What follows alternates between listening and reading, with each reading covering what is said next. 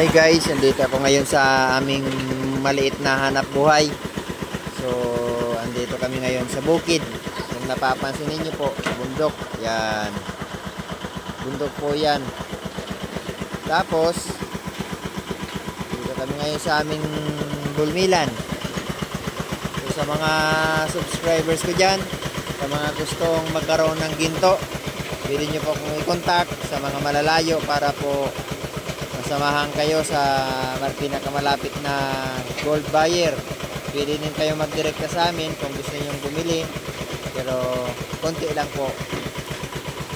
Yan. Magandang gabi sa inyong lahat mga kaibigan. So, ito yung proseso sa pagmimina ng ginto.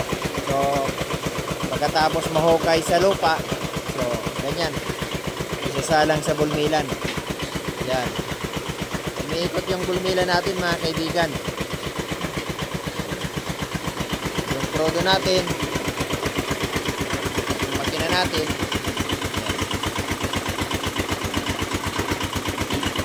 Yung size ng kuliya natin mga kaibigan na 32.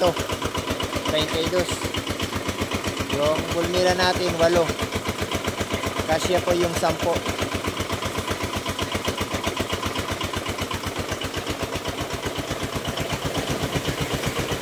May ikat din ho tayong kompresor. Ayan.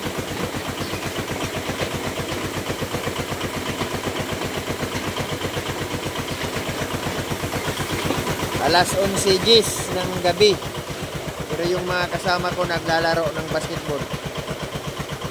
Ayan, kasi may ilaw. Ayan.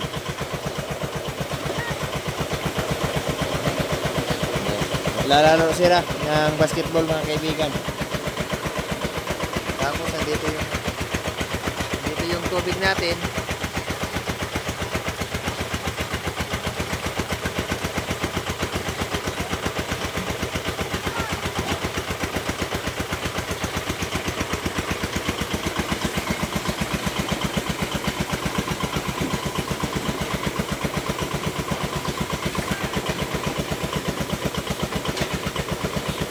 Gabi na guys.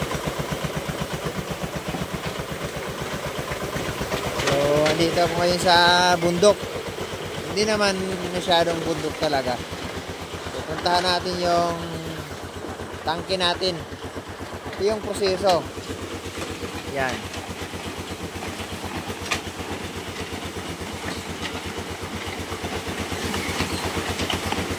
Umiikot yung 8 bulmila natin.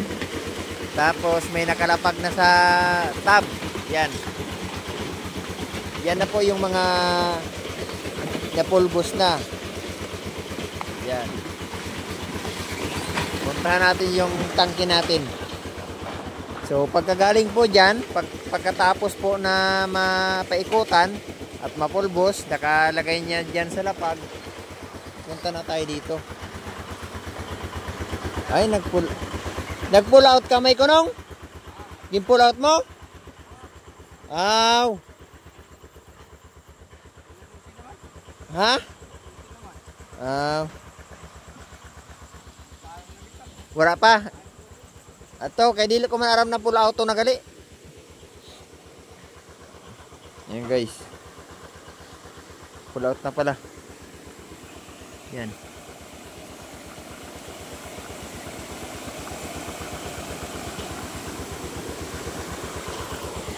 Parungon ko na.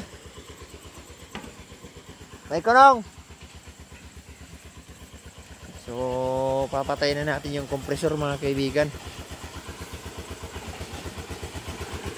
Nandito tayo ngayon sa bulmila natin.